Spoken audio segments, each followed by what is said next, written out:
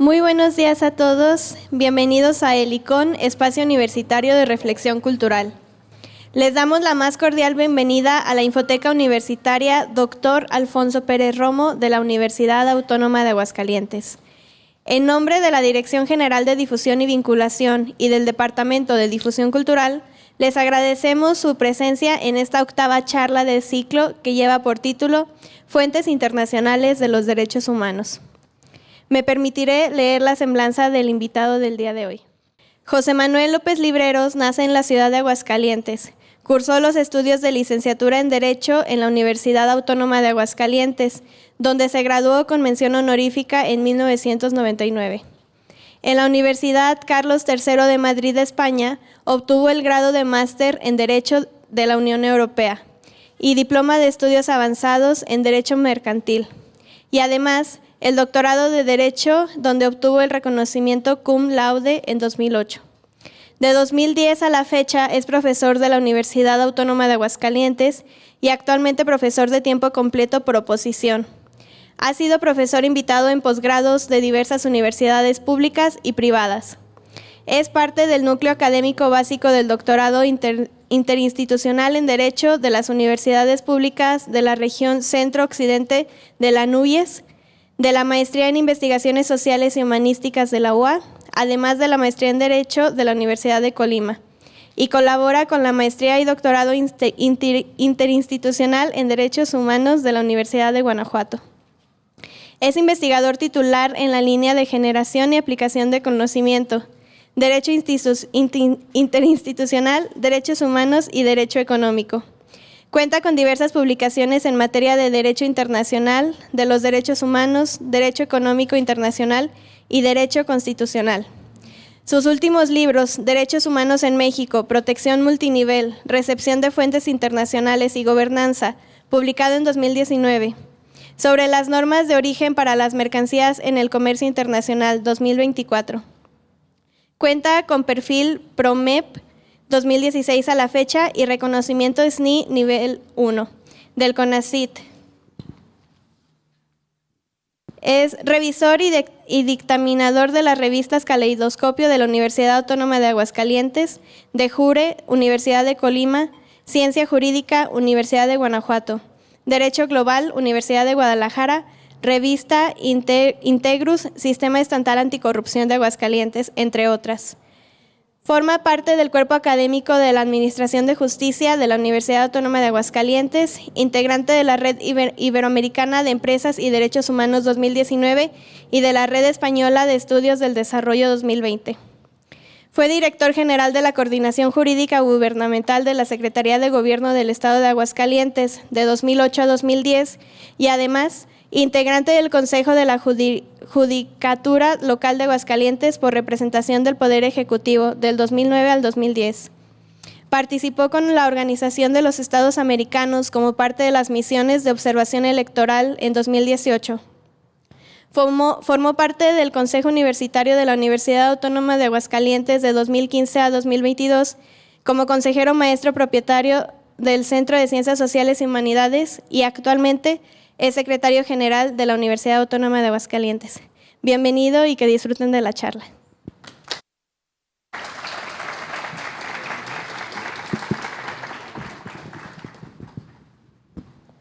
Bueno, bien, buenos días. Es un placer estar con todos ustedes aquí en esta ocasión, sobre todo en este tan amado espacio del doctor Alfonso Pérez Romo y sobre todo en esta iniciativa El ICON, que también obedece a esa visión que tuvo el doctor Pérez Romo a efecto de que la universidad se convirtiese no solo en un área donde se gestase el conocimiento, sino también la sociedad participase y se expresasen las ideas. Por lo cual me siento muy honrado en participar y seguir esta estela que se ha fijado aquí en la institución para poder dialogar y tocar algunos temas que entiendo pueden ser o son de rabiosa actualidad. Al grado que estaba pensando, esta charla la teníamos programada hace hace un semestre, y por situaciones se tuvo que modificar. Y realmente el mundo, y al menos Aguascalientes, del semestre pasado a ahora, respecto a lo que es el tema que vamos a platicar, ha cambiado como no tienen idea. Por lo tanto, es todavía más importante, interesante, que estemos platicando sobre estos temas y en específico las fuentes internacionales de los derechos humanos. Estamos frente a un proceso de cambio político, estamos en presencia de modificación de estructuras jurídicas, se está buscando nuevos modelos de administración de justicia, se está reformando constantemente la Constitución. México se está posicionando con un país con determinada vocación internacional. Y todo esto lo vemos en las noticias, y todo esto lo vemos de manera cotidiana. Entonces, esto obliga a que no solo los académicos, sino todos los ciudadanos en general que estemos interesados por saber qué es lo que sucede en nuestro país, tengamos algunos elementos, notas clave, que nos permitan generarnos una opinión sobre lo que está sucediendo. Y digamos que a grandes rasgos, ese sería el objetivo y el motivo de esta charla.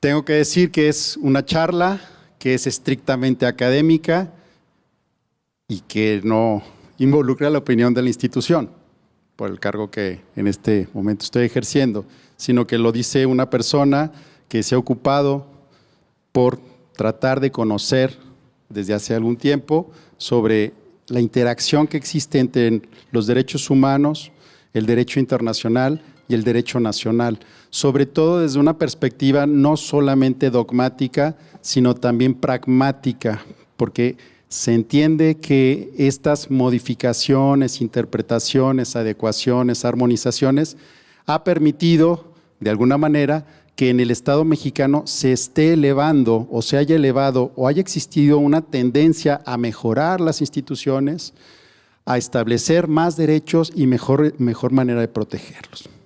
Vamos pues en ese sentido.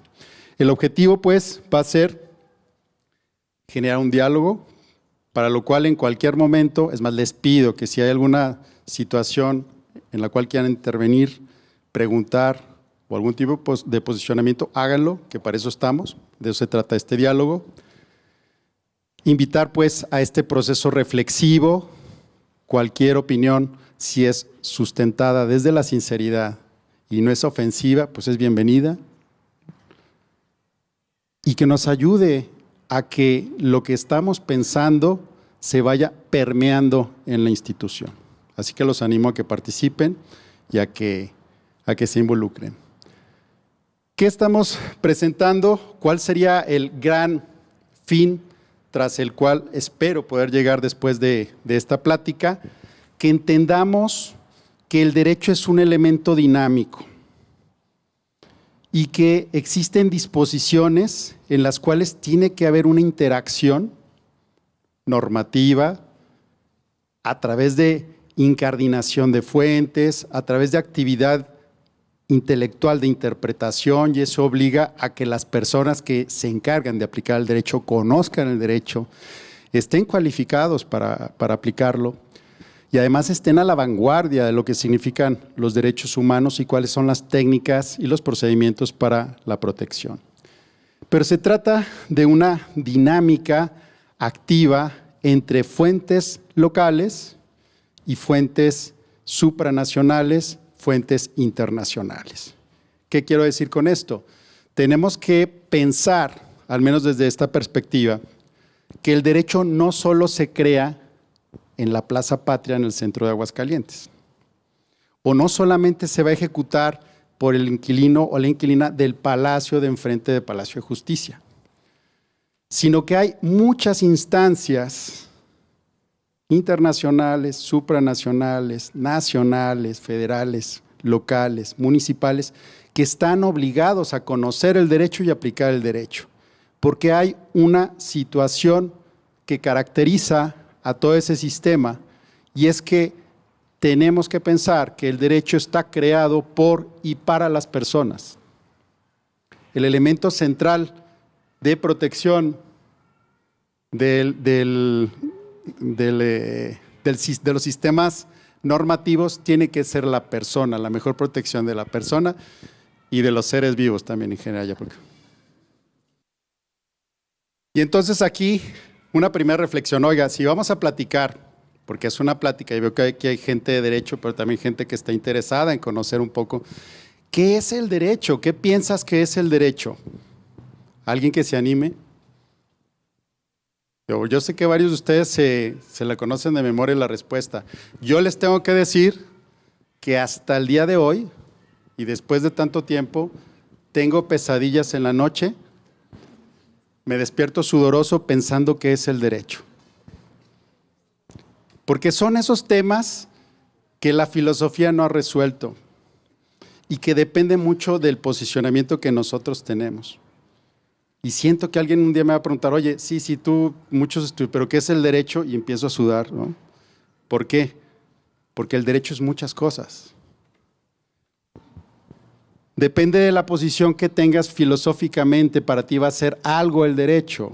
Se va a fundamentar en qué el derecho. Oye, ¿el derecho se fundamenta en la ley? Pues quizás eres positivista, ¿no? Si no hay una ley que emita el Congreso, no hay derecho. Bueno. Oiga, no, es que el derecho es lo que debiera ser. El derecho es lo que pensamos. El derecho es lo que Dios dice que es.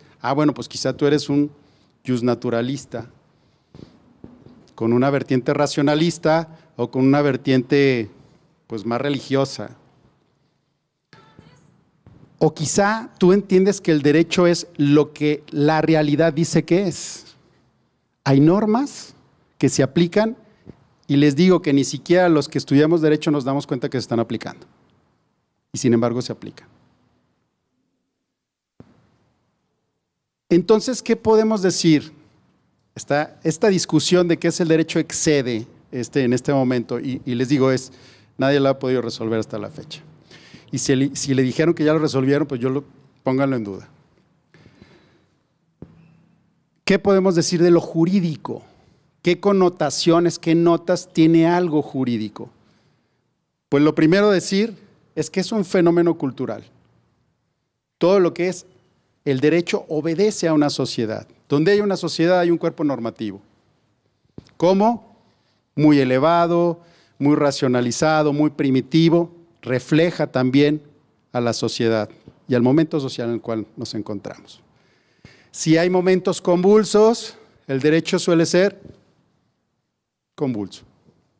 Si hay momentos donde se está favoreciendo el desarrollo de la integración entre pueblos, el derecho suele ser receptivo. Si hay momentos en los cuales los estados están cerrando sus fronteras, el derecho suele ser local. Refleja el momento social, pero es consubstancial a una sociedad. Entonces, si hablamos de la sociedad internacional, ya que estamos hablando de derecho internacional, pues híjole, ¿qué características tiene la sociedad internacional que ven reflejadas en su derecho? Altamente descentralizada, es decir, no hay un poder supremo a nivel internacional. Muy compleja, hay muchos problemas, hay muchos actores internacionales, sujetos de derecho internacional. Convive China con Belice y todos tienen un voto en la Asamblea de las Naciones Unidas. Pero obviamente el contexto de la realidad de China y de Belice no es lo mismo. O sea, hay pesos específicos en la toma de decisión a nivel internacional. Y además es una sociedad donde existen riesgos globales y necesidades globales. Por lo tanto, nos hemos dado cuenta en este momento que dentro de este fenómeno cultural hay que hacer algo a nivel internacional para poder allanar el camino a la humanidad. Piensen en el medio ambiente. Piensen en la protección de las especies. Piensen en los recursos. Piensen en los derechos humanos.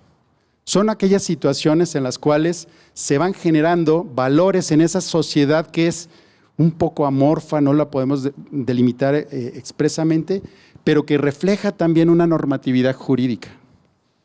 ¿Con esto qué les quiero decir? Que también ahí refleja la dificultad de la existencia del derecho internacional y en específico el derecho internacional de los derechos humanos. Es un fenómeno preferentemente normativo, se desarrolla a través de normas, pero esas normas también son lenguaje. Es la comunicación de imperativos, de notas, de procedimientos, es decir, también tiene una cuestión técnica que regulan su creación. La característica de lo jurídico es que lo jurídico dice qué es lo jurídico y expulsa aquello que no es lo jurídico. Me explico. Puede haber un mandato que algún cuerpo normativo o un orden normativo diga, por ejemplo, no matarás. Y ustedes entenderán perfectamente que te lo dicen, la moral lo dicen algunas religiones, pero también lo dice el derecho. La segmentación de lo que es jurídico es porque el propio derecho está generando su creación y dice, oye, hay una norma penal que proscribe ese tipo de acciones.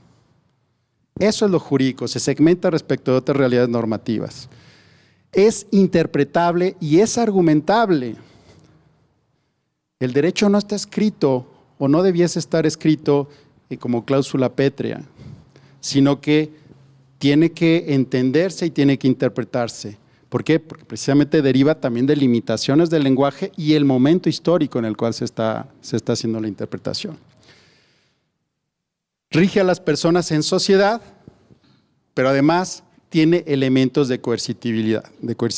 Es decir, pueden exigirse su cumplimiento. Entonces, a diferencia de otros órdenes normativos, cuando hablamos del derecho, el derecho sí lo tenemos que cumplir, porque si no lo cumplimos va a haber una sanción. Y la sanción no es solo sentirse mal, ¿verdad? O la sanción es que te dé un remordimiento, no, la sanción es que una autoridad administrativa, una autoridad judicial te puede decir, oiga, usted infringió el artículo tal, fracción tal, y por lo tanto va a obtener una sanción que puede ser pena privativa, puede ser una sanción económica. Entonces, ese es lo jurídico. Lo interesante es que todos nosotros sabemos qué es el derecho, porque tenemos una noción de la justicia y porque entendemos lo que se debiera hacer y lo que no se debiera hacer. Y a veces si nos pudiésemos sentar a analizar las normas, los textos jurídicos, podríamos decir, sí, en efecto, esto es lógico. Tendríamos que hacerlo desde esa perspectiva. Todos tenemos pues una concepción de aquello que es lo justo, lo injusto y cómo se pueden lograr las mayores cotas de libertad, porque también lo exigimos para nosotros. Es algo consustancial a la persona y es algo consustancial a la humanidad. Dentro de esta cuestión de lo jurídico se han pasado distintas etapas históricas, pero me quiero centrar en este momento en una en la cual permeó sobre todo la legalidad. O sea, ¿qué es el derecho? Lo que la Constitución dice que es. Una visión estrictamente formalista, positivista, que tuvo sus ventajas después de la Revolución Francesa o la Revolución de los Estados Unidos. ¿Por qué? Porque a través de un órgano político se decide exactamente cuáles son las normas y no se deja a capricho de una autoridad. Es decir, es una garantía saber qué es el derecho. La pregunta es si solo eso es derecho o el derecho es más que lo que solo la norma dice.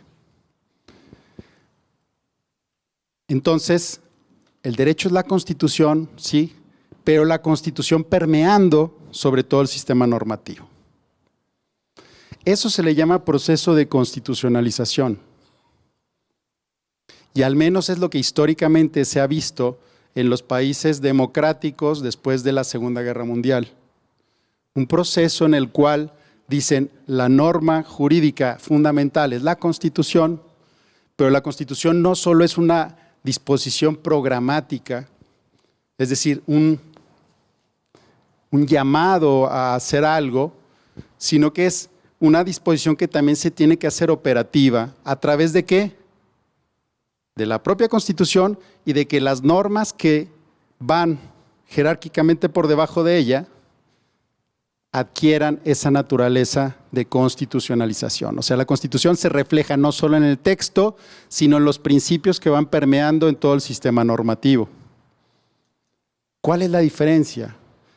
Que entonces las personas y los operadores jurídicos ahora tenemos la obligación, o al menos hasta hace muy poco pareciera que así fuese, de tener que interpretar qué es la Constitución y cómo las normas que derivan de la Constitución tienen que responder precisamente a ese mandato constitucional.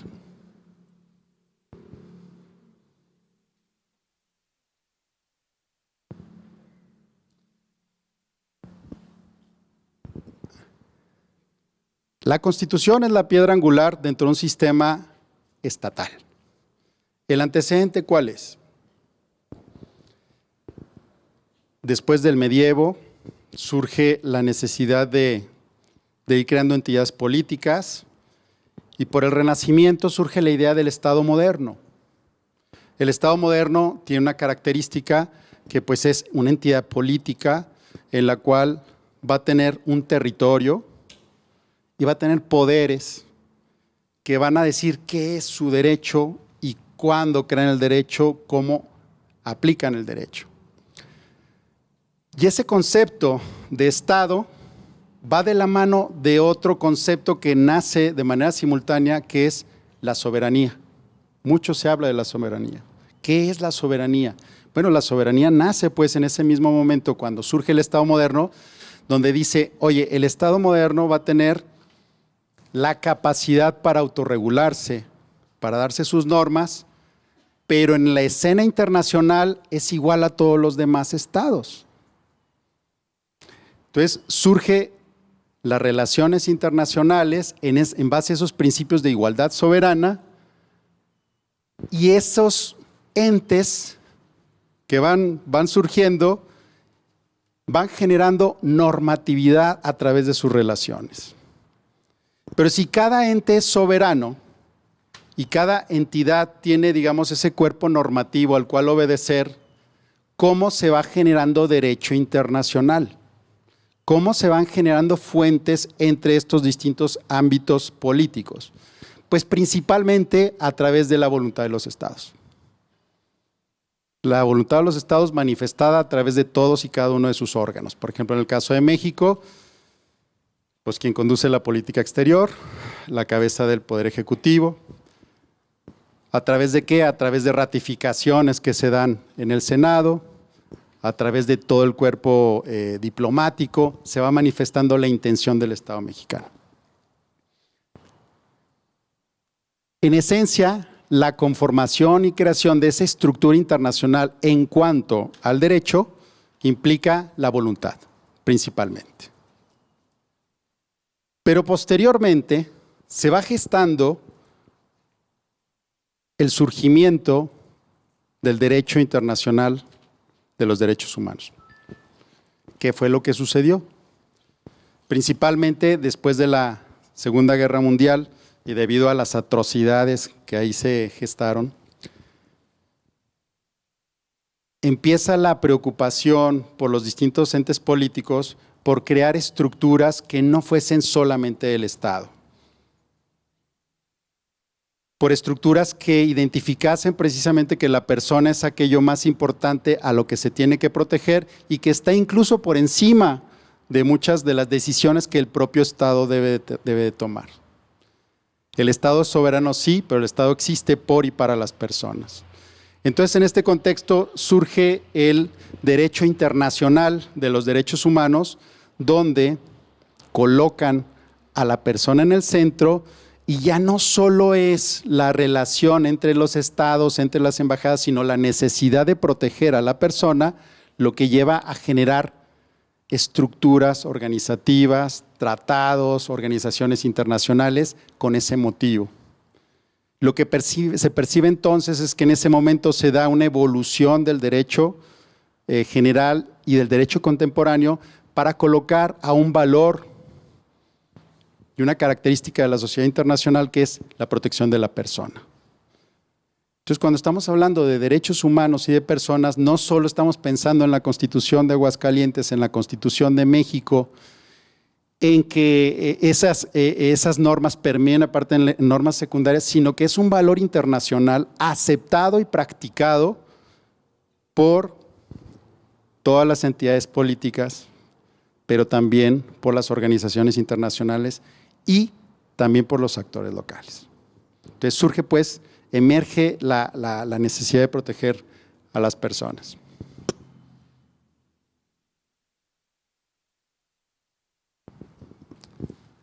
Y en este contexto, donde surge un nuevo concepto, pues que son los derechos humanos.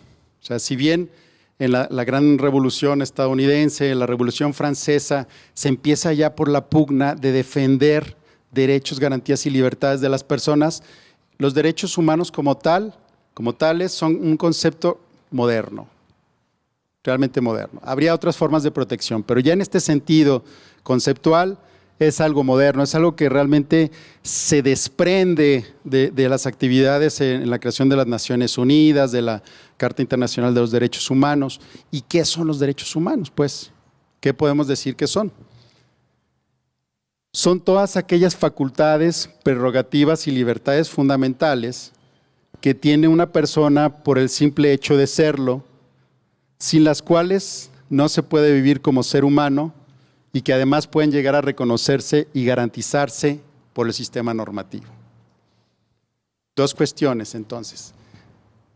Los derechos humanos tendrían que conformarse por todas aquellas cuestiones que me permiten ser hoy y en la potencialidad de lo que yo pudiese llegar a ser. En lo personal y en mi contexto, con mi familia, con mis relaciones, pero también con el medio ambiente, pero también en mis relaciones con las autoridades. Todo aquello que me permita desarrollarme como persona y que está vinculado con la dignidad. Vamos desde cuestiones muy básicas, la vida, pero también hacia algo más complejo que será las decisiones fundamentales que tú tomes respecto a hacia dónde quieres llevar tu vida, dentro de un contexto de respeto, obviamente, porque siempre va a haber limitantes frente a los derechos de los demás. O sea, generar toda esa potencialidad. Ese sería, digamos, un concepto en el cuanto estamos hablando de derechos humanos. ¿Hasta aquí vamos bien? Cuando leamos los periódicos, cuando estemos escuchando las noticias, a veces nos dicen, oye, que los derechos humanos, oye, que los derechos fundamentales, oye, que las garantías, oye, que las libertades. A ver, vamos a pensar que estamos diciendo que es lo mismo. Se refieren a esas prerrogativas que tienen las personas y lo que nos permite ser, proyectarnos y lograrnos. Pero sí hay una situación conceptual que igual vale la pena referir. Cuando hablamos de derechos humanos, estamos hablando de un sustento filosófico. Y era por eso les decía, pensemos qué sustenta la norma, qué justifica la existencia de los derechos. Cuando hablamos de derechos humanos, normalmente nos estamos refiriendo de un ámbito internacional. Y el titular, por ende, es toda la persona. Fíjense esto, los derechos humanos tendrían que ser para todas las personas, con independencia de cualquier contingencia de su realidad. Situación económica, nacionalidad, estado civil, preferencias, Aguascalientes, Timbuktu, lo que sea. Son derechos humanos porque son consubstanciales a la persona y la persona es lo que es. Cuando se habla de derechos fundamentales, se está hablando ya desde una perspectiva jurídico-positiva, porque esos derechos humanos fueron capturados, esos valores fueron recibidos y fueron plasmados en un texto normativo o fueron reconocidos por el poder político en una sentencia, en un acto administrativo, en aquello. Entonces, ya cuando hablamos de derechos fundamentales de México, porque ya me los está relacionando con un sistema jurídico en concreto. Y luego cuando hablamos de garantías, que aquí los compañeros con los que estudiamos hace no tanto tiempo no nos van a dejar mentir, pero pues las garantías era una materia dura, un coco, y la garantía era lo que nosotros en su momento entendíamos por derechos fundamentales, o sea, se mezclaba el derecho con el vehículo para garantizar el derecho. Entonces, ¿la garantía cuál es? Bueno, pues es realmente la manera como se van a tutelar esos derechos. Yo tengo un derecho, ¿cómo lo exijo? Pues a través de un procedimiento. Yo tengo un derecho, ¿cómo lo exijo? Pues a través de una petición. Yo tengo un derecho, ¿cómo lo exijo? Pues a través de que el sistema de salud me vacune. Es decir, hay que diferenciar entonces entre derechos humanos, derechos fundamentales y sus garantías. Incluso la reforma constitucional de 2011, aquí en México, que fue un hito histórico en cuanto a que ancló los derechos humanos a la Constitución, y ahora pues vamos a ver qué pasa. Una de las principales modificaciones que hizo es cambiar de estas garantías individuales que estaban reguladas en los primeros 29 artículos de la Constitución a decir los derechos humanos y sus garantías. Se optó por señalar derechos humanos y sus garantías. Entonces, estos derechos humanos nosotros los tenemos recibidos en textos. ¿Cuáles textos? Principalmente la Constitución, pero no únicamente. Ya dijimos que la Constitución es la piedra angular, pero se relaciona con todos otros sistemas, otras fuentes que implican la garantía del objetivo constitucional.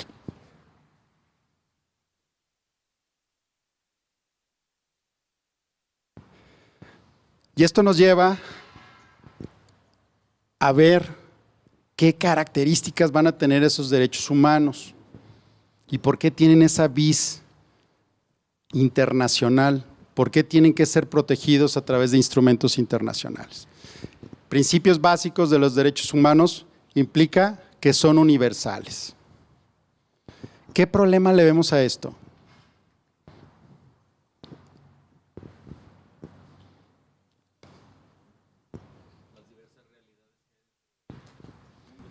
Las diversas realidades de las que hay en el mundo. Es decir, una persona tiene derecho a la vivienda. Pues, ¿sí o no? Sí. ¿Qué características va a tener esa vivienda según su realidad social, económica, política? Bueno, también veremos, porque también hay que ajustar y un respeto a las idiosincrasias, a las culturas, a la herencia, a las tradiciones, pero se requiere un derecho a la vivienda, sin lugar a dudas.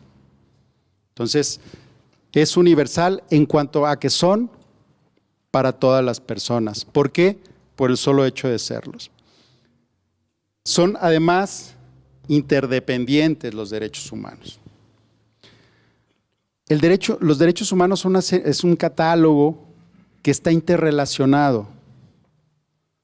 Y forzosamente el derecho a la vivienda tendrá que ver con otros derechos. Por ejemplo, el derecho a la salud, el derecho al agua, a la comunicación, a la alimentación, si por ejemplo el Estado te da una casa pero no tiene drenaje, híjole, pues complicado. Si además está incomunicado pues entonces no podré ir a estudiar. O sea, son interdependientes y están interrelacionados y además son indivisibles, no se pueden fragmentar. Y una cuestión bien importante para este sábado, son progresivos. La idea de progresividad implica una mejora constante. Habría que pensar que ninguna decisión política o ejecución de la normatividad tendría que ejecutarse en contra de lo que ya se ha logrado en el avance de los derechos humanos. La progresividad implica que siempre sea mejor la protección, los instrumentos, las garantías, la calidad de los derechos y que no exista una regresión hacia ese estándar de protección. Con esto no se quiere decir que el Estado no tenga facultades para poder, digamos, canalizar este tipo de situaciones, porque sí las tiene. Pero de entrada habría que pensar que una vez que se está logrando, o al menos la aspiración desde la perspectiva internacional, es que una vez que se avanza en la protección de los derechos humanos, no se debe de regresar. Y todas las autoridades, y cuando se dice todas, son todas, sin importar al poder al que sirvan, ni el nivel, ni la instancia, están obligados a hacer este tipo de análisis sobre los derechos. Tendrían que ser, pues, que cuando nosotros estamos analizando, pues, estos derechos humanos, pues son universales, son interdependientes, son indivisibles, son progresivos. Una cuestión también bien importante de la universalidad que nos lleva a ver qué están haciendo en otras jurisdicciones para lograr las cuotas de protección. Si el derecho, pensemos, si el derecho es el derecho a la intimidad, ¿qué están haciendo en Argentina para protegerlo? ¿Qué están haciendo en el sistema europeo para protegerlo? Si el tema es el medio ambiente, ¿qué se está haciendo en Brasil para lograr? Esperamos que sea positivo. Nos sirve pues para también encontrar cuáles son aquellas mejores prácticas en lo que es la consecución de estos derechos humanos.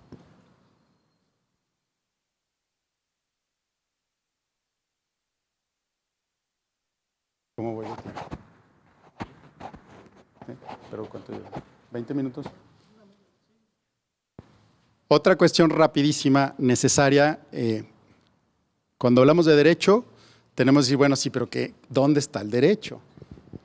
A los que estudiamos derecho o a los que fueron, ahí les tocó en la prepa, siempre nos dicen el derecho, las fuentes del derecho. Día 1 de la clase, las fuentes del derecho. Fuente, lugar de donde emana algo. De eso sí me acuerdo. ¿Qué genera el derecho? Cuando nosotros pensamos en derecho, ¿en qué pensamos? Pregunto. En la ley. ¿Quién dijo la ley? En la ley. Muy bien. ¿En leer? Ay, bueno, pues hay que leer la ley también. ¿Qué dice? En la costumbre. Derecho. La protección, lo justo. Repito, todos tenemos como ese… ahorita lo voy pasando el micrófono. Pero hay fuentes formales del derecho.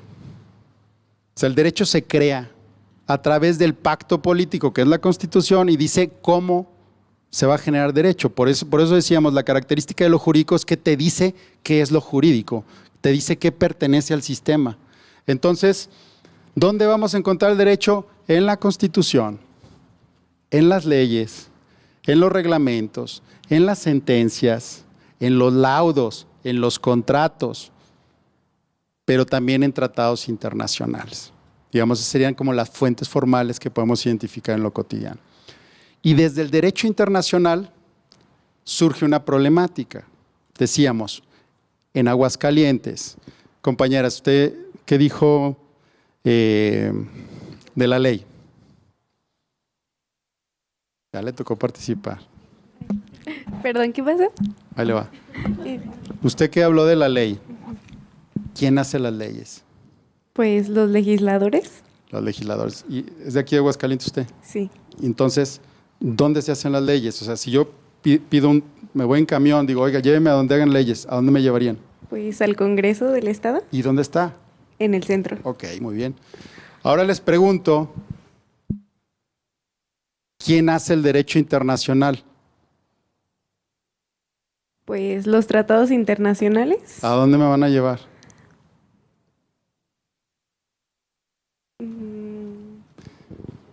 Pues bueno, sí, igual y me llevan a Nueva York y está padre, ¿no? O sea, no sé, Viena, ¿no? Normalmente que el Tratado de Viena. A lo que traigo a colación es, no existe una organización centralizada a nivel internacional. Y entonces los tratados internacionales depende de la, muchas gracias, depende de la voluntad de los estados. ¿Para qué? Para legislar. ¿Sobre qué? Pues lo que les interese. ¿En cuándo? Pues en el momento que quieran. ¿Por qué? Porque les conviene.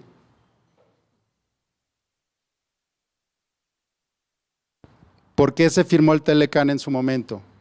Pues es un momento histórico en el cual había, digamos, empieza la globalización, hay que competir contra Oriente, se empiezan a generar bloques económicos. Entonces México firma tratado. ¿Por qué se firma la Carta de las Naciones Unidas? Porque es un tratado. Pues porque veníamos de la Segunda Guerra Mundial.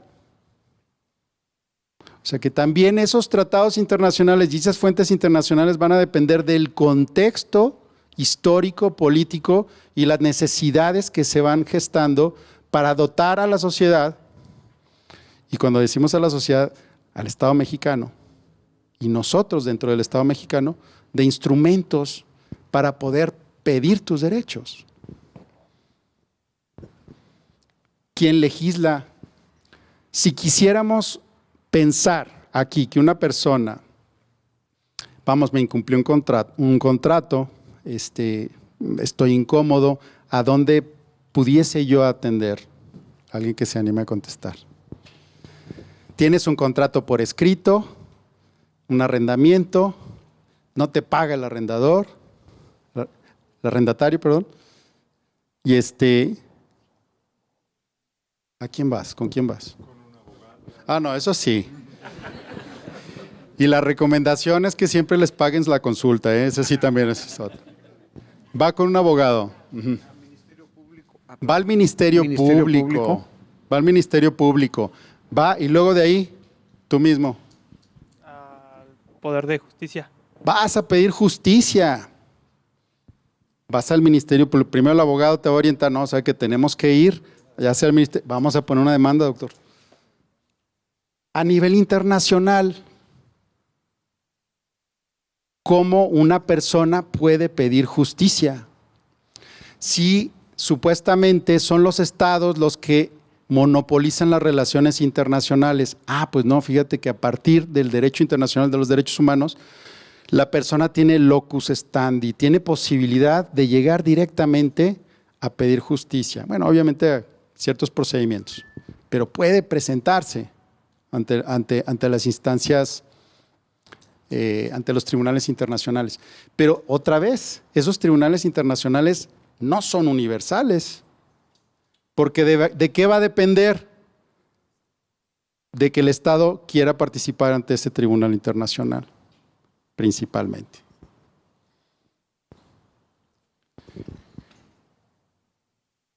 ¿Quién va a ejecutar? Ok, hay un incumplimiento. ¿Quién va a ejecutar? La gran problemática que vamos a encontrar dentro del derecho internacional y en concreto el derecho internacional de los derechos humanos es que difícilmente se ejecutan las sentencias internacionales, porque entra un elemento político otra vez. Digamos que ese es el contexto en el cual nos vamos moviendo. Rápidamente, si dicen, ok, ya decíamos, en el Congreso se legisla, están los jueces, está el Ministerio Público. En el plano internacional hay una norma que nos sirve de referencia, no significa que sea solo eso, pero hay una norma que dice cuáles son las fuentes de derecho internacional, y es el artículo 38 del Estatuto de la Corte Internacional de Justicia, que la Corte Internacional de Justicia es parte del sistema de las Naciones Unidas, y este estatuto dice, bueno, hay fuentes autónomas y auxiliares. Fuentes autónomas, tratados internacionales o convenciones, la costumbre internacional y los principios generales del derecho. Fuentes auxiliares, las sentencias y la doctrina. Todas estas fuentes internacionales, además hay otras, por ejemplo los actos unilaterales y otras que son más difusas que se llaman como normas suaves, van conformando un cuerpo normativo. Y esto lo vamos a llevar al ámbito de los derechos del derecho internacional de los derechos humanos, donde vamos a encontrar que hay normas duras, normas blandas, y hay principios que obligan a operar. Y regreso. Si los tratados internacionales los van haciendo los estados, imagínense lo complicado que es que los estados se pongan de acuerdo con todas las cuestiones culturales, con todo el bagaje histórico, con toda la conceptualización jurídica, las tradiciones legales, a resolver un punto en concreto y plantearlo en una cláusula de un tratado. Por ejemplo, ¿qué es la igualdad? Sí. Gracias, doctor. Sí. Bienvenido. Muy ilustrativa su conferencia. Todo lo que nos ha dicho está escrito, pero lamentablemente en México, y me refiero yo a los estados del sureste, Chiapas, Oaxaca, que se rigen por usos y costumbres y que es un grueso de la población, estamos hablando de unos 12 millones de gentes, entonces para ellos esto lo ignoran, claro. Y ellos mismos se ajustician, sí. Se castigan, se premian, pero más bien se castigan ellos. Y no vayamos más adentro porque quienes dependen todavía de, diríamos, regresándonos a la etapa gótica, que todavía la gente dice, esos 100 trabajadores son míos, yo les pago, yo los pongo a trabajar, pero me tienen que rendir de sol a sol. Eso es increíble, porque todavía hay lugares, yo conozco una hacienda, se llama Pluma Hidalgo, creo, y todavía tienen su iglesita, su carcelita, y ellos están felices, pero ignoran todo esto. Y es muy lamentable esta plática que usted nos está dando, que ellos ignoran esto. O sea, para empezar, no dominan el español. Se comunican a través de su dialecto. Entonces, yo creo que hay mucho por hacer, doctor. Gracias. ¿Cuál es su nombre, perdón? Soy Amelia Lozano Ramírez. Oiga, Amelia, pues usted le dio el clavo. Vamos a tener que extendernos en la plática con eso. Gracias. Mire, dos prevenciones sobre lo que estamos platicando. La versión que estamos hablando del derecho es una versión occidentalizada, definitivamente. Sí, es cierto. Existen tradiciones iberoamericanas del derecho también, digamos, pero a final de cuentas tienen que aplicar algunos de los instrumentos que normativamente se van desarrollando por los estados. Y lo que el gran reto que tiene el derecho, y sobre todo el surgimiento del Estado moderno, cuando hablábamos de esa garantía de saber qué es el derecho, es que cuando dijeron, oiga, no se preocupen, el derecho lo hacen en la Plaza Patria, lo ejecutan en Héroe de Nacosari y lo administran también en Plaza Patria, se olvidaron de que hay muchas formas de vida. Es decir, el Estado moderno, al momento de establecer y aislar el derecho, dejó de lado muchas realidades. Y digamos que hay una tendencia importante a nivel internacional y sobre todo en estados emergentes, en los cuales pugnan porque los usos y costumbres que se van practicando sean reconocidos. Pero es que además de que sean reconocidos, tenemos que hacerlos compatibles con el sistema anclado en la Constitución. Y en definitiva, hay usos y costumbres que lo podemos evidenciar al momento de, por ejemplo, temas electorales.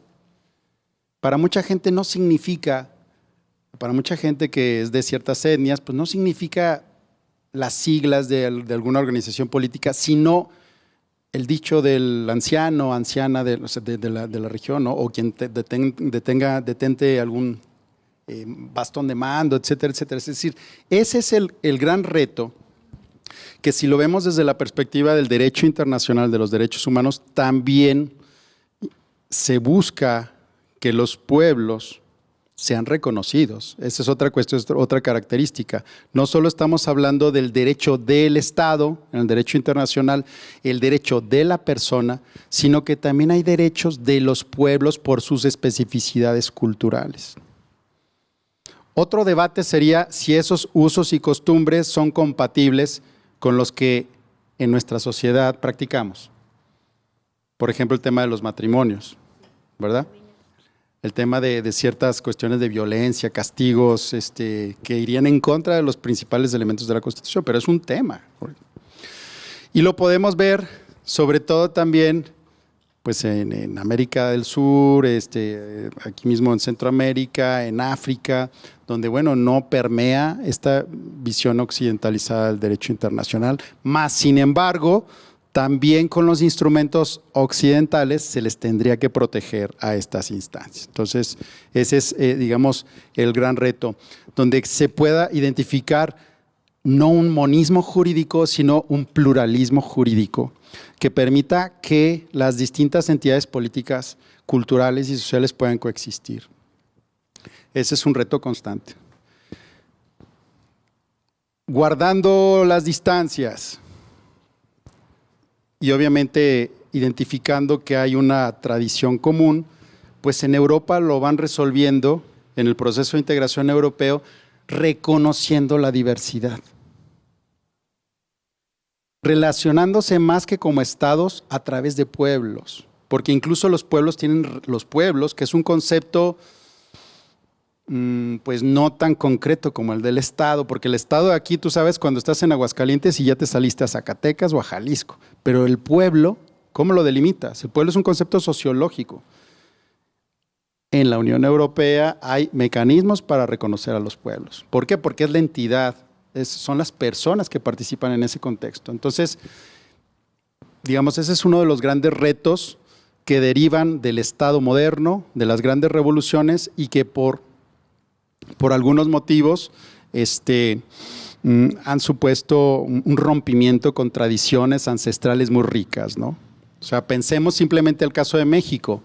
Cuando se da el proceso de la conquista, pues no significa que no existiese una estructura política y normativa. Mas, sin embargo, llegaron y dijeron, aquí están y estas son las normas. Bueno, pero ¿quién las conocía?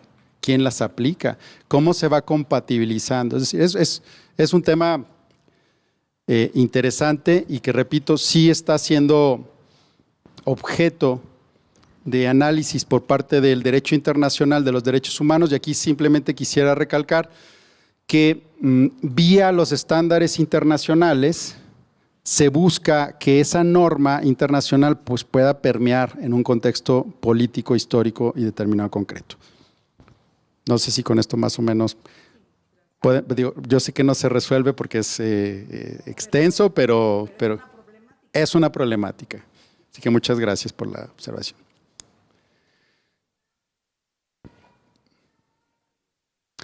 Entonces,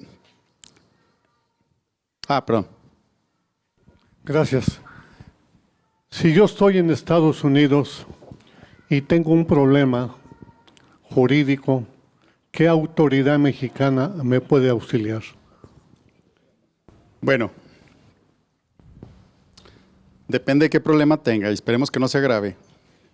Pues, haz de cuenta que me peleé en el hotel. Ajá. ¿Verdad? Sí está, pero yo quiero la protección mexicana, ¿verdad? ¿Hubo golpes? O sea, me cobraron a lo mejor de más. Póngale golpes. ¿Hubo golpes? Sí. O golpes, ponle. Ok. Y vamos a pensar que usted ganó la pelea. Lo que yo sí le veo. Si usted está sujeto a un proceso administrativo de detención, ¿qué es lo que sucede? Pues que tendrá que venir un policía con usted. Y en Estados Unidos, aunque no parezca, son súper garantistas, ¿eh? O sea, la policía es muy garantista. Tendría que hacerle una lectura si lo van a detener. Le van a decir cuáles son sus derechos. Eso se llama Miranda Warning, es decir, te voy a decir, tienes derecho a guardar silencio, todo lo que vas a utilizar, toda esa letanía, ¿no?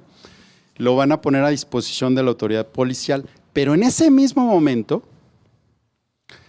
existe la obligación de que la autoridad se comunique con su consulado o con la embajada y van a decir, oiga, tenemos un mexicano detenido. Y es parte del debido proceso que la persona que esté detenida tenga la asesoría legal del cuerpo diplomático. Entonces tendría que ir una persona, ya sea el cuerpo diplomático o que haya sido enviada por parte del cuerpo diplomático, a asesorarle a usted. Esperemos que eso haya sucedido en Houston o en pues, un lugar donde hay un consulado, ¿verdad? Porque si no va a ser muy complicado.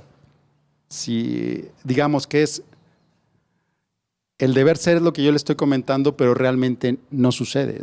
Es muy complicado que se le dé asesoría a la cantidad de connacionales que están en Estados Unidos y que vayan a atender cada uno de los eventos que suceden. Pero bueno, ese sería el trámite. Ahora, la embajada está limitada. La embajada no le va a llevar el juicio, ¿eh? O sea, le asesora. Usted le dice, mire, usted tiene derecho a que tenga un defensor público y este va a ser. Está al tanto, pero no va a tomar su caso. ¿Sí? Otra cosa sería si usted está siendo detenido pues, por una cuestión diplomática, ¿no? O sea, es decir, pues eso ya es otro tipo de situación. Pero en principio se limita a asesorar, ya vamos a gestionar. ¿Por qué? Porque curiosamente ahí hay un derecho humano en un tratado que es un tratado de carácter administrativo. O sea, hay un derecho humano en un tratado de relaciones consulares que México y Estados Unidos firmó y por lo tanto cada persona extranjera que sea detenido tiene que ser reportado ante el consulado, se convierte en una norma de debido proceso. Y si esa norma no se ejecuta, ¿qué cree que va a pasar? Se cae todo el procedimiento. Usted fue detenido de manera ilegal. Entonces también para la autoridad estadounidense tendría que ser, oiga, cúmplale con este señor y que venga alguien a asesorarlo porque si no se nos va a caer el asunto. ¿Sí? Pero no, bueno, pero esperemos que no pase. Bueno,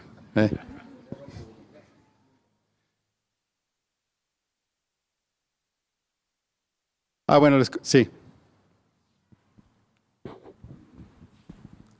Una pregunta, doctor. La migración, un proceso muy complejo. La pregunta sería, la persona conforme va moviéndose en diferentes territorios, en diferentes estados o en diferentes países, está sujeta en un momento dado a las leyes por donde va circulando.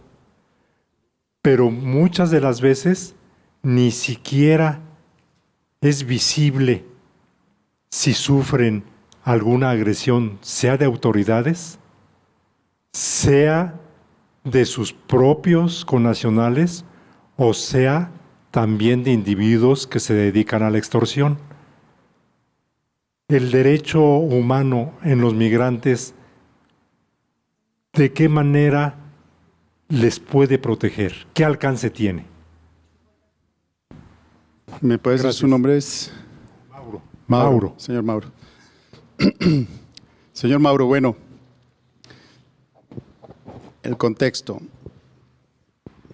Y en una época de globalización, donde prácticamente todos los factores productivos, la economía, el dinero, las inversiones, las mercancías, los viajes, se pueden hacer de manera inmediata, es decir, todo circula menos la persona.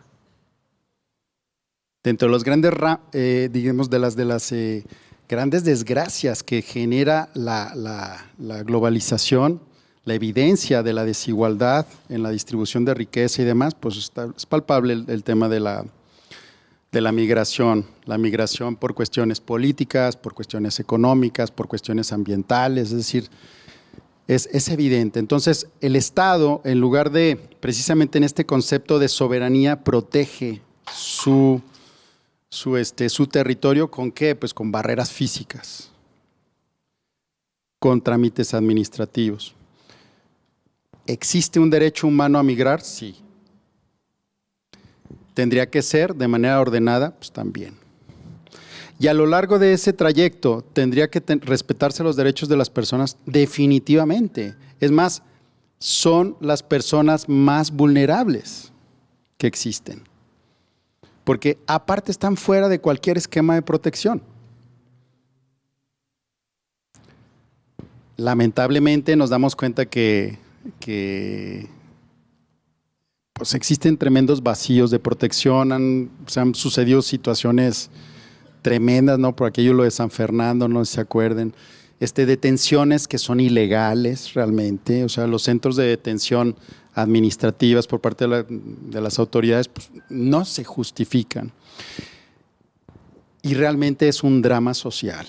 O sea, sí existen, digamos, instituciones, programas, asociaciones civiles, por ejemplo, incluso en el caso aquí de la Universidad Autónoma de Aguascalientes se otorgó un honoris causa a una asociación que se dedica a darle de comer a los migrantes, a darles agua. O sea, es un drama tremendo. Y es insuficiente los mecanismos de protección.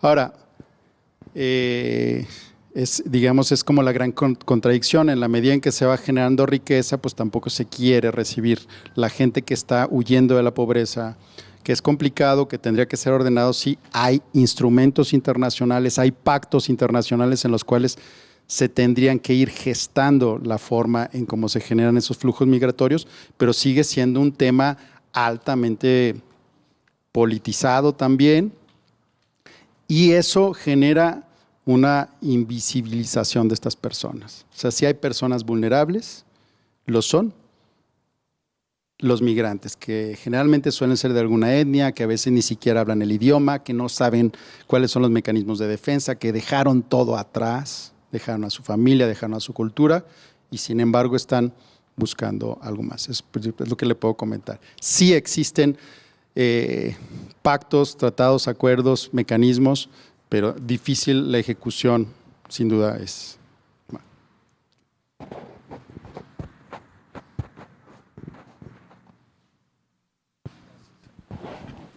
Sí, muchas gracias. Yo quiero bajar un poquito el nivel y dedicar a el estado de Aguascalientes. Independientemente de que existen una serie de normas, una serie de procesos, pero en Aguascalientes, cuando se inició la experiencia que yo tengo, no había derechos humanos. Existía en aquel tiempo era la judicial, ahorita la ministerial, eran los ministerios públicos, y se detenía al individuo y se detenía exclusivamente para investigación. Esa era la imagen que daba. Se detuvo para investigación y se quedaba 3, 4 días. No traía nada, lo dejaban ir. Se empezó a tratar de proteger. Trabajé como médico forense y tratamos de proteger un poquito al individuo por la misma formación humanista. Entonces creamos que se le hiciera un certificado médico de integridad, que llegara y lo primero que hicieran era llevarlo con nosotros a que lo revisáramos. Y antes el médico trabajaba exclusivamente en la mañana y ya no iba hasta otro día. Se implementaron los horarios, los médicos pertenecíamos al Supremo Tribunal de Justicia, después nos pasaron al Ministerio Público. En fin, fue evolucionando. Se creó entonces, no existían ni los derechos humanos, o si existían, jurídicamente no estaban soportados. Se creó el primer responsable de derechos humanos y siguieron dando esto. A donde yo voy es que se ha avanzado, no hemos quedado estáticos y en el Estado se ha avanzado. Mucho o poco no me toca juzgarlo. Cuando estuve trabajando, vuelvo a insistir, no había derechos humanos, no había absolutamente más que 2, 3 jueces y un ministerio público que trabajaba 24 horas y eran tres ministerios públicos que ya casi todos se han ido a dormir. Entonces, yo siento que sí ha avanzado, yo siento que sí se han aplicado y creo que todo esto nos viene a fortalecer y a ampliar nuestro conocimiento. Nada más es un poquito historia. Sí, sí, sin duda, doctor. Muy importante su comentario. Pues fíjese, de las primeras cuestiones que se reconocen como un avance en el derecho constitucional, y estamos hablando en Inglaterra del 1300, 1000 y tantos, el derecho de habeas corpus. O sea, tráigame la persona aquí para verla. Esa es una garantía fundamental. Tráigamela para saber que está íntegra y la puedo juzgar. O sea que desde aquellos tiempos hasta la fecha se mantiene esa preocupación. Y se convierte pues en una norma a través de debido proceso, donde bueno, pues entonces tiene que presentar la persona de manera inmediata ante el juez para que el juez la pueda ver, y si no, pues eso significaría una violación al debido proceso. Pero sí, en definitiva, hay necesidades de perfeccionar procedimientos. También hay que reconocer que pues a veces están superadas las autoridades por la cantidad de asuntos que tienen que abordar, no da tiempo, aunque tengas gente buena, pues te faltan manos para poder echar, para cumplir con todos los objetivos, pero sí es una constante. Y sí ha habido un proceso, obviamente, de identificación y crítica sobre todas aquellas prácticas que hoy en día podemos identificar como ilegales, pero también pasa porque se conozcan y reconozcan cuáles son los derechos y cómo los vamos a poder exigir, que eso pues también ha sido algo muy importante.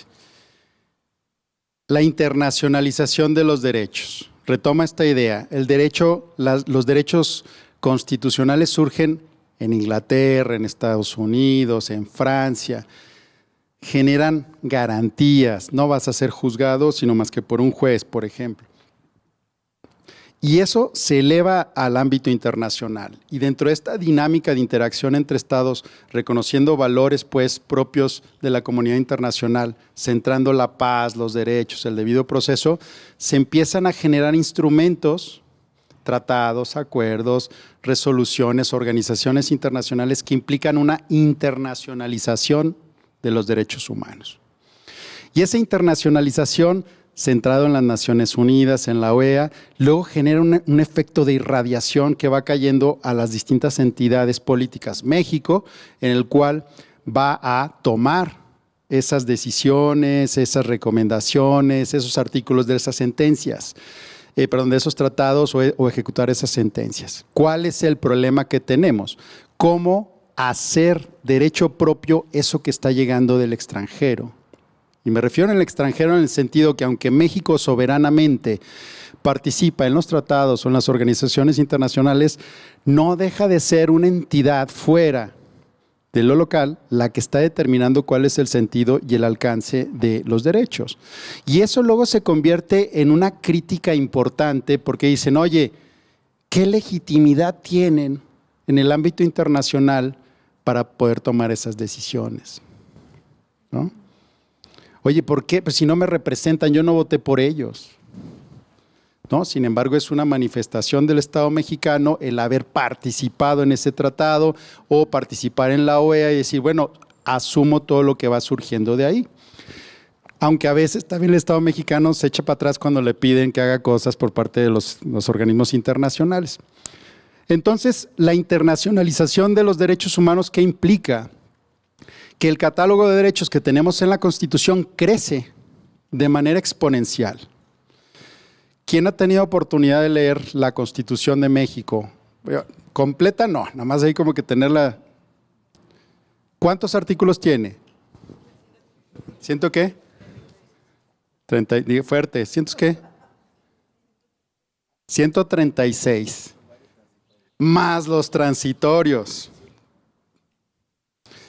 Una Constitución rígida, suprema, que es nuestra ancla y se reforma cada tercer día. ¿No?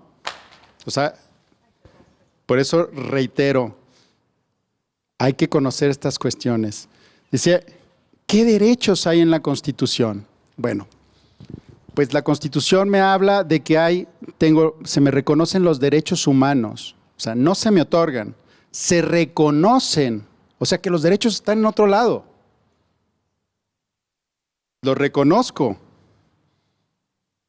No te los da la Constitución, o sea, no te los dio un constituyente permanente o como un constituyente, el constituyente originario, o sea, es decir, lo recibe.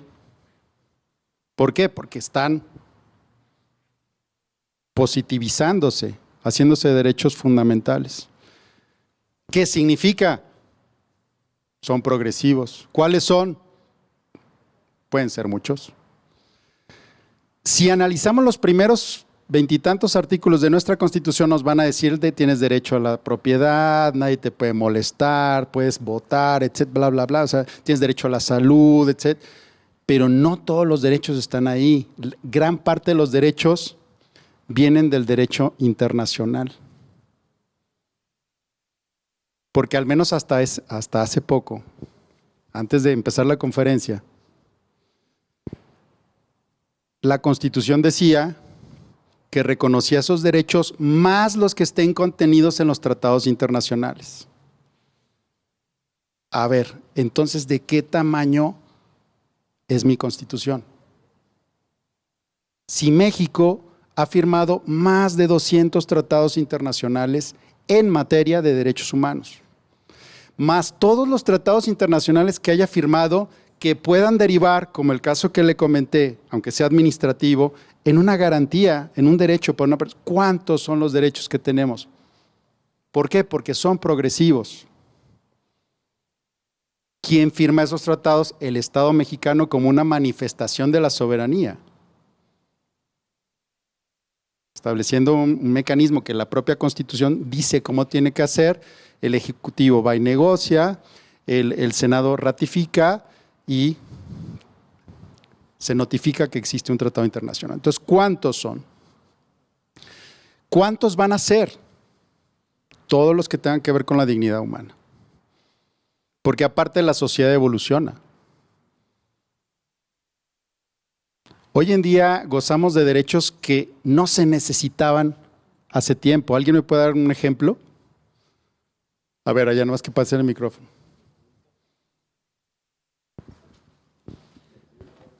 ¿El qué? El acceso al Internet. Por ejemplo, el acceso al Internet.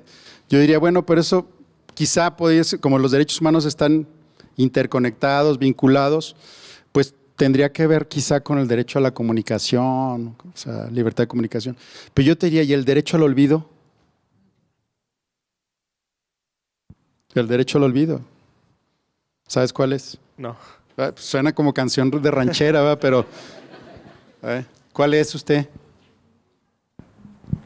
Es de que si se subió alguna información a una red o al Internet, esa información no puede estar disponible porque puede ser que en algún momento tú fuiste acusado de algún homicidio, todavía no tenías una sentencia condenatoria y en las redes sociales ya estaba circulando como que eras un homicida.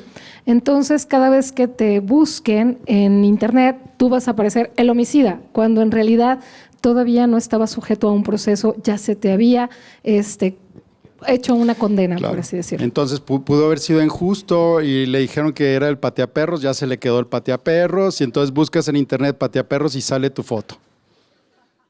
A ver, eso no pasaba hace 15 años, 20 años.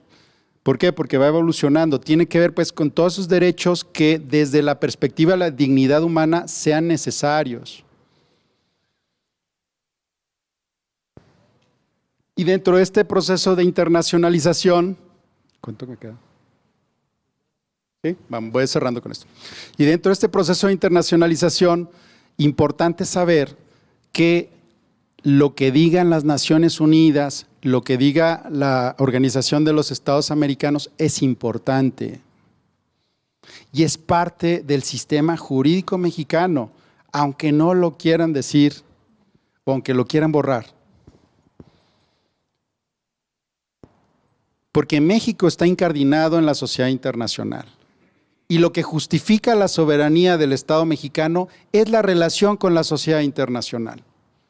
Por lo tanto, los valores, principios, mecanismos de la sociedad internacional tienen que verse reflejados en nuestro sistema jurídico-político. Aunque quisieran de un plumazo borrar los derechos humanos, estos existirían.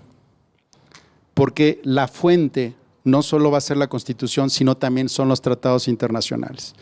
La fuente no solo son los tratados internacionales, también es la costumbre internacional. La fuente también se deriva de la actividad de los organismos internacionales cuando se emiten recomendaciones. Las fuentes también implican que exista una sentencia donde se interpreta en favor de la persona el derecho y se maximiza su potencialidad, externar la dignidad. Entonces, bien, si nos podemos ahorita topar con una cantidad de situaciones jurídicas, políticas, creo que esto nos puede dar algunos elementos clave, cuando menos, para llevar a una reflexión profunda por parte de cada uno de nosotros y poder decir, bueno, pues ¿qué está pasando y cómo nos protege en este contexto el derecho internacional? Un último cierre, una cuestión. Realmente el gran avance que se ha tenido en materia de derechos humanos se refiere constantemente a unas reformas del 2006, 2008, 2011 a la Constitución, pero esto avanzó porque los jueces fueron tomando figuras del derecho internacional y las fueron aplicando a nivel local. Control de convencionalidad, interpretación pro persona. Figuras propias del derecho internacional que enriquecieron el sistema jurídico porque protegieron las garantías, los derechos fundamentales de las personas. Después de eso, se avanza a la reforma constitucional, se ancla el tema de los derechos humanos, se vincula hacia los tratados internacionales y empieza una jurisprudencia intensa sobre, ¿y ahora qué hacemos? Que ya dijimos que vamos a proteger los derechos humanos. ¿Cómo le hacemos? ¿Cómo le hacemos? Y luego estamos viviendo un proceso regresivo donde no sabemos exactamente cómo va a quedar el esquema. Vamos a tener que voltear entonces ¿hacia dónde? Hacia las fuentes internacionales.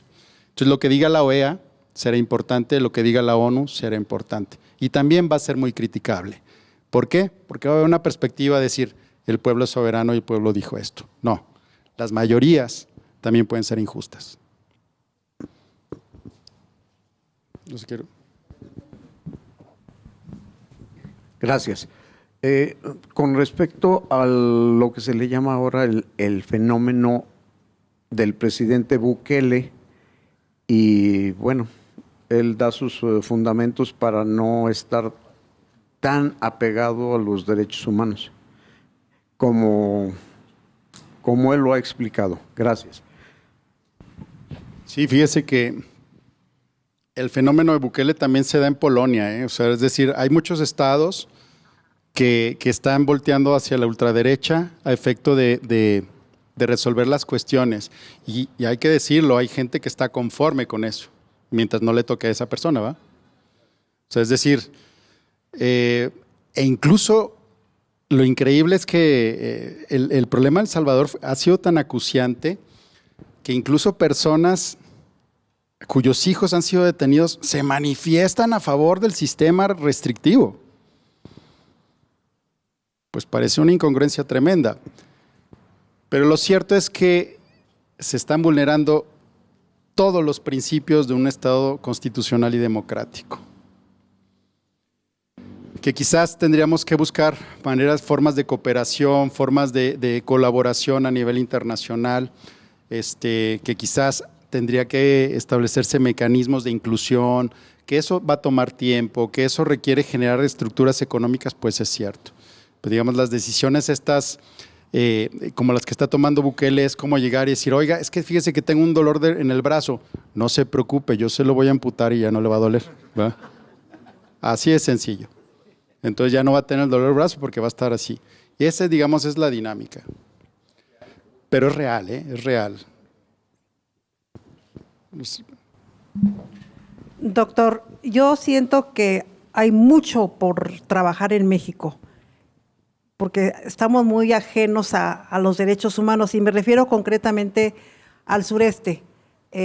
Tapachula, Chiapas, que es la ciudad que ocupa el primer lugar a nivel nacional, porque tiene semejante boquete de donde entra tanto inmigrante de El Salvador, como decía usted, de Guatemala, de Honduras, y que ahí no hay ley, y hay una serie de violaciones en todos los sentidos.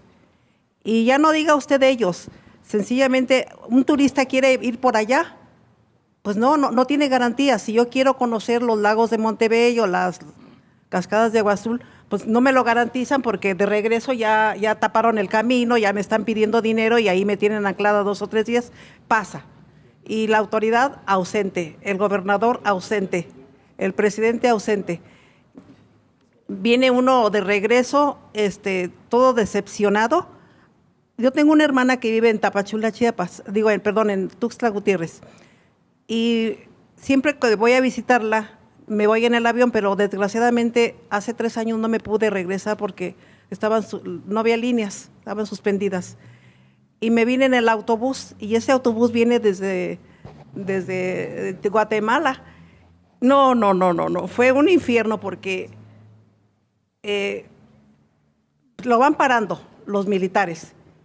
A mí me pararon y a varias personas, no les importa si sea mujer o sea hombre. A ver, levántese, párese, alce los brazos, se hacen tocamientos, separe los pies y luego a los 100 kilómetros otro retén. Y pues qué tristeza, porque está ausente, no hay nadie, no hay quien te proteja. Y yo siento que ahí hay mucho por hacer, doctor. Sí, claro. Mucho, gracias. Definitivo. Sí, adelante. Buenas. Antes que nada, me da mucho gusto que haya mucha participación de jóvenes en esta conferencia. Me da gusto que haya jóvenes que estén interesados en estos temas y que también haya adultos también participando. La pregunta, doctor, es en la siguiente. La situación del país hoy día está muy mal, como lo han comentado aquí. Los cambios ahorita que se manejan en la Constitución están pegando directamente a los derechos humanos. Desde el libre tránsito, aunque no se diga, pero lo ha comentado la señora, desde el acceso a la información, que ya están cooptando otros derechos. ¿Qué se puede hacer? ¿Qué podemos hacer todas estas personas para poder participar? Porque nos sentimos así agarrados de la no sé de dónde, pero el caso es que no podemos hacer nada, nos sentimos frustrados. ¿Qué hacer entonces? ¿Cómo organizarnos? ¿Cómo poder participar todos? Para que de una forma organizada, consciente, bien pensada, hagamos algo. Porque todos somos buenos para quejarnos, para señalar, para ver el de enfrente. ¿Y qué hacemos nosotros? ¿Cómo organizarnos para de veras cambiar esta situación? Porque siempre decimos, pobre del que tipo, y el día que te toque a ti, ¿qué vas a hacer? Hasta que te toque vas a participar. Entonces, esa es mi pregunta, ¿cómo hacerlo? Y gracias, qué bueno que estén todos participando. Pues bueno, ahí está la pregunta del millón, ¿verdad? Lo primero, pues, es venir a Helicon, ¿verdad? Hay que estar atento a lo que son los espacios para generar información. Yo creo que lo principal es que seamos ciudadanos participativos, curiosos y que nos interesemos por conocer. Ese es un primer elemento, pero vamos, esto ya lo digo yo personalmente porque créame que si yo tuviese la solución, no estaríamos todos aquí, estaríamos en otro lado. Segundo, te tienes que interesar por los demás. Si tú te interesas por la persona que está en tu contexto, en tu entorno y te relacionas y vas generando valores y discusión en este sentido, pues vas generando un bloque. Y esto nos lleva ¿a qué? A que la sociedad cada vez más informada, colaborativa, pero solidaria, pues puede pedir, puede organizarse, puede hacerse presente, puede manifestarse y a través de los canales necesarios, que no solo implica el día de la votación, sino que estemos al pendiente de la vida política, institucional, de todo nuestro contexto. Luego es complicado porque todo esto lo tenemos que hacer mientras estamos trabajando, estudiando, atendiendo a la familia, etcétera. Pero es decir, tenemos que conocer y sentir que somos ciudadanos y que nos debemos de interesar no por lo inmediato, sino por lo de mañana y por lo que se va a generar en un futuro, porque somos responsables. Pero bueno, creo que esa visión, pues prácticamente pienso que lo pudiésemos compartir, pero lo cierto es que la información es básica, la información es poder. Y sería para mí también luchar en contra de la desinformación, porque estamos llenos de bulos que no nos permiten acercarnos de manera objetiva a generarnos una perspectiva sobre un problema en concreto.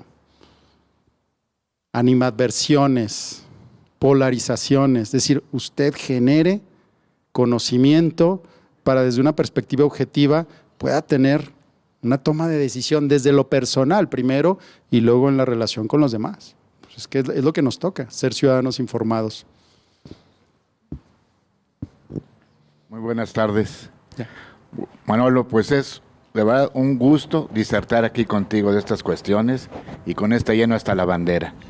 Y precisamente lo que señala el señor a mí me da pie, porque una de las preocupaciones, en realidad veo que aquí hay muchos estudiantes de Derecho, soy abogado, nos enseñan en la escuela el Estado de Derecho, y cuando vemos que el Estado mexicano, representado por el presidente, la presidenta en este caso, hay un desprecio a la ley. Así es un desprecio a la ley. A mí no se me aplica. Si no estoy de acuerdo, si no me gusta, no lo voy a cumplir.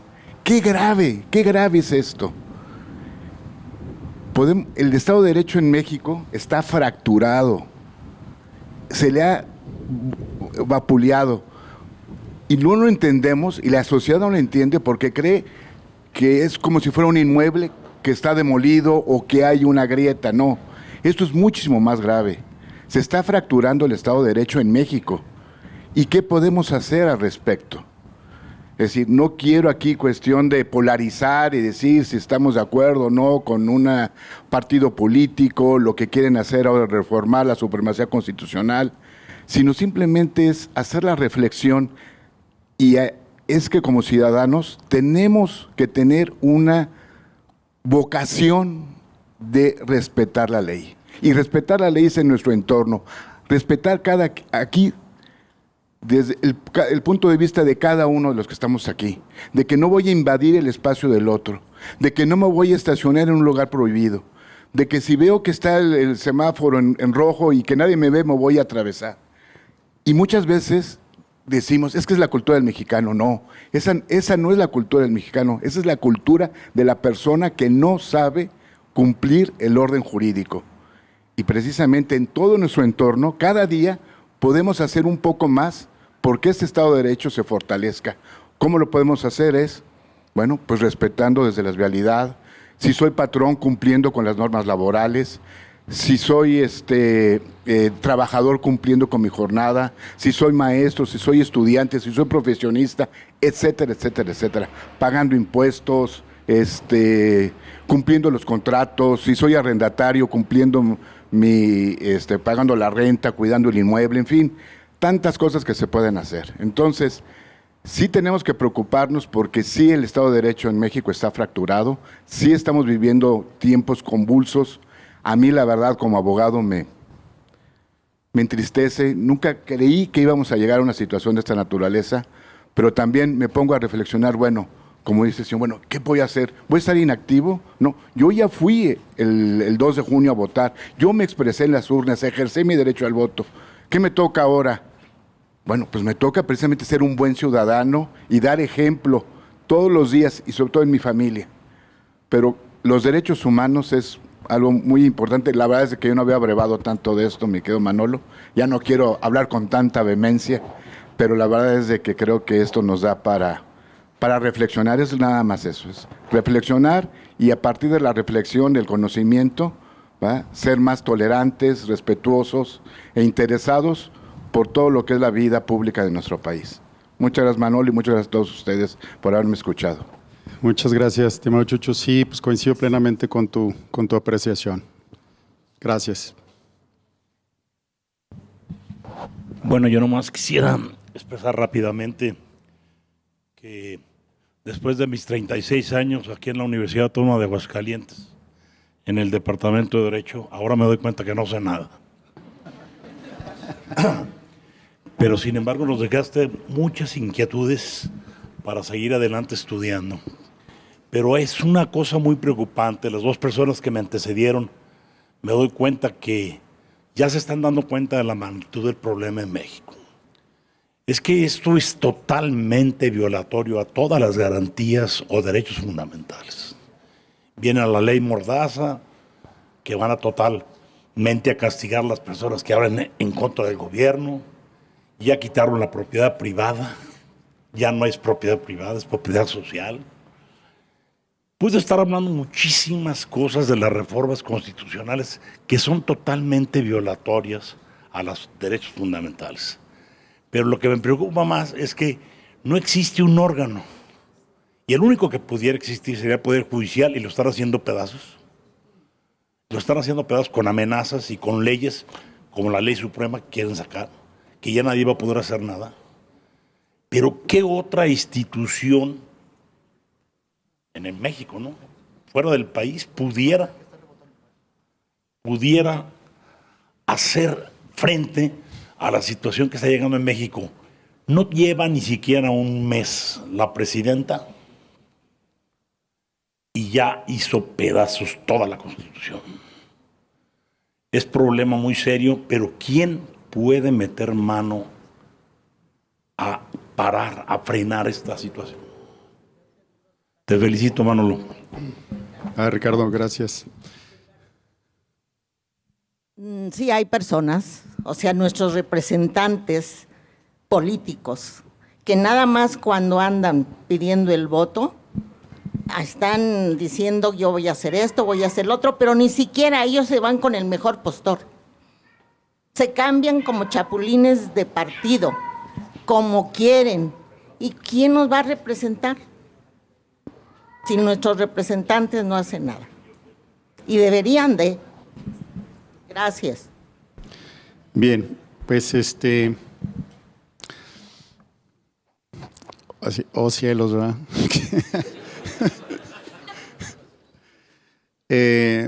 A ver, completamente de acuerdo con lo que ustedes señalan.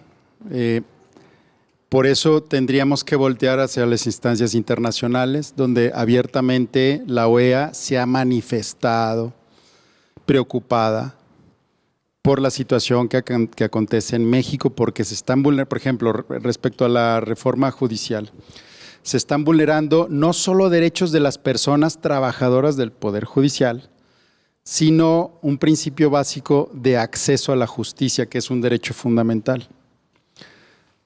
Porque además, una de las preocupaciones de la Administración de Justicia es que el juez debe de atender a los hechos y aplicar el derecho fuera de un contexto político. O sea, debe de tener la libertad de conocer la norma y aplicarla al caso. Entonces, digamos que con estos mecanismos, y es la preocupación que ha manifestado la OEA, es decir, oiga, pues no estamos asegurándonos, primero, que sean completamente independientes del poder político, y segundo, pues que vayan a tener la capacidad para resolver esos asuntos. Entonces, tenemos que estar atentos al funcionamiento de estas estructuras internacionales en los mecanismos de presión, que también tengo que decirte, Ricardo, no son lo más ejecutivo posible. O sea, que aquí hay un contexto político bien importante.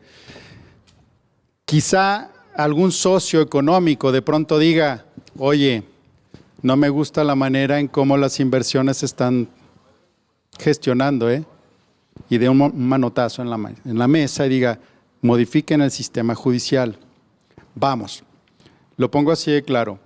Para modificar, para la firma del Tratado México, Estados Unidos, Canadá, el último, se tuvo que modificar el sistema de justicia laboral. Es decir, los socios dijeron, sí le entro, nomás que a ver, ya arréglame esto. Desde el punto de vista, obviamente lo estoy hipersimplificando, y tampoco es que a México le digan qué hacer, pero es una necesidad para poder canalizar los procesos de inversión. Entonces, ¿de dónde pueden venir esas presiones? Pues de los propios socios. El problema, Ricardo, es que no tenemos un juez internacional, porque es una sociedad internacional descentralizada que te diga, hágale así.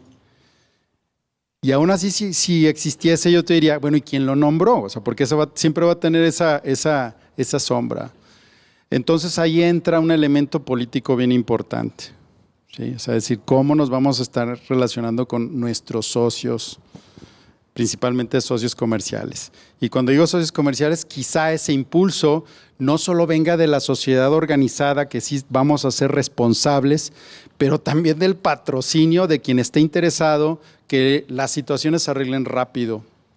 Convergencia de intereses sobre una situación concreta, que haya administración de justicia, que sea efectiva, que sea pronta, que sea justa. Pero me regreso a lo que dije, oh cielos, pues a ver cómo lo vamos a sortear. O sea, realmente sí es todo un reto. Buenas tardes. Muchas felicidades, doctor Manolo. La verdad es que es un gusto escucharte siempre. Me gustaría escuchar también tus conclusiones ya para dejarte terminar y comentarte que el tema comercial y democracia, siempre y cuando gane Kamala Harris.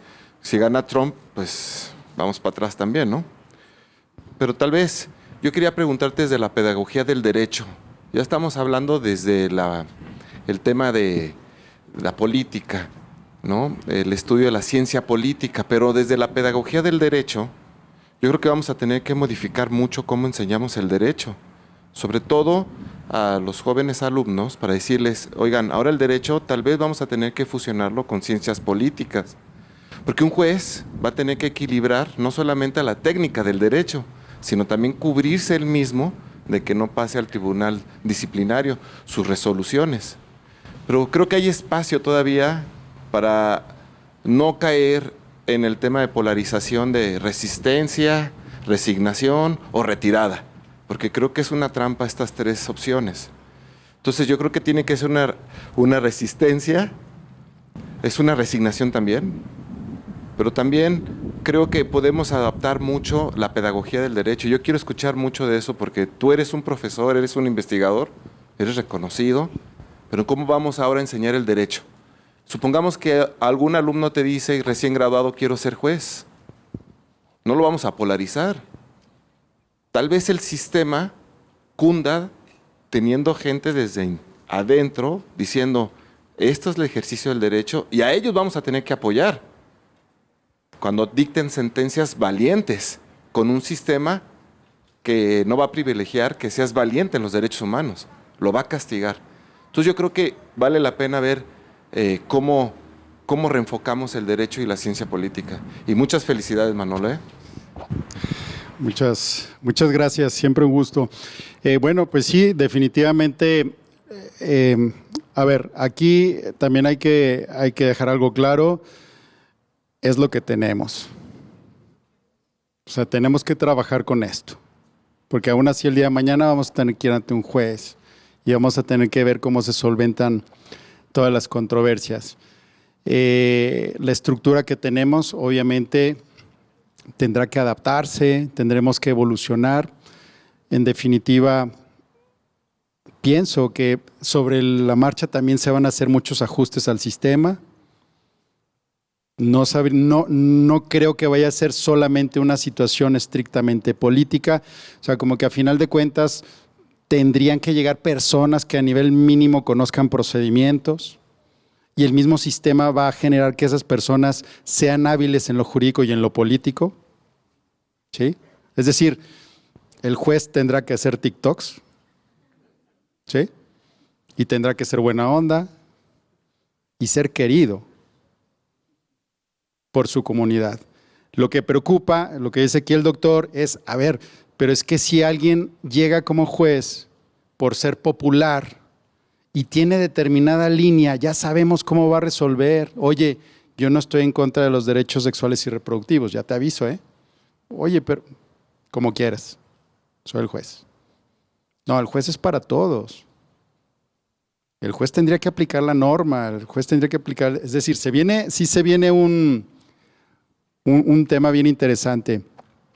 Ahora, precisamente en la evolución de lo jurídico y de las estructuras de funcionamiento judicial, pues tú sabes que siempre ha sido tratar de aislar al juez del elemento político para que pueda decidir al menos en algún momento, porque bueno, todo nombramiento tiene su carga política y otros que más, pero bueno, pues todo un reto. Y pues, ¿qué te digo? Nos vamos a ver en el camino a ver cómo vamos resolviendo esto, porque esto. Bien, cierro. ¿Qué les puedo decir? Sobre el tema inicial, ¿verdad? Que al menos desde la perspectiva del derecho, las fuentes internacionales enriquecen los derechos humanos. Al menos lo que tenemos ahora, vemos que estas fuentes, tratados internacionales, costumbres, sentencias, decisiones, va generando mecanismos, o ha ido generando mecanismos de mayor protección. Que tenemos dificultades históricas para articular esa esfera internacional con la esfera local. Que se va conformando un cuerpo normativo de carácter internacional que también tendría que ser nuestro derecho, y lo principal, se requiere que lo conozcamos. Se requiere que lo conozcan los operadores jurídicos, pero también toda la ciudadanía, para poder exigir, para poder posicionarnos, para poder conocer cuáles son los trámites. Pues bien, no me resta más que agradecer su atención. Sé que es sábado, especialmente los chavos, pues de verdad que me siento muy honrado que en sábado estén por aquí. Ver caras, amigos entrañables, gente querida, pero sobre todo tener la posibilidad de hablar en este espacio y en esta institución es una gozada, es riquísimo. Pues muchas gracias, espero que resulte de interés y sobre todo, si les quedaron dudas, pues me voy bien contento. Gracias.